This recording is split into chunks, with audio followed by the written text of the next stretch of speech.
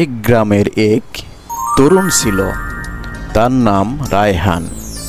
সে সব সময় চিন্তায় থাকত, জীবনের সঠিক পথ কোনটি।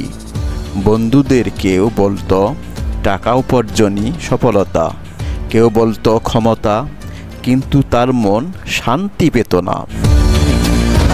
একদিন ফজরের নামাজের পর মসজিদের ইমাম তাকে কুরআন হাতে দিয়ে বললেন, এই কিতাবে সন্দেহ নেই যে সত্য খুঁজবে সে পথ পাবে। রায়হান সেদিন বাসায় ফিরে সূরা আল বাকারা এর প্রথম আয়াতগুলো পড়ল।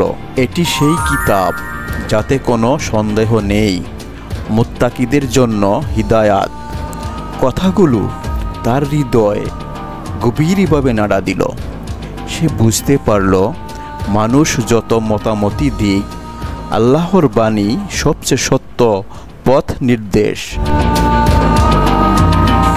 এরপর থেকে সে নিয়মিত কুরআন পড়তে শুরু করল, নামাজে মনোযোগ দিল এবং মানুষের উপকার করতে লাগলো। কয়েক মাস পর গ্রামের মানুষ বলতো, রায়হানের মধ্যে এক অদ্ভুত শান্তি এসেছে। রায়হান হাসত, কারণ সে জেনে গিয়েছিল সত্যিকারের শান্তি আল্লাহর কিতাবের পথেই পাওয়া যায়। এই রকম কুরআনের আয়াত ভিত্তিক ভিডিও পেতে চ্যানেলটি সাবস্ক্রাইব করুন। থাকুন আল হক মিডিয়া ভিশনের সাথে। জাযাকাল্লাহ খায়ের।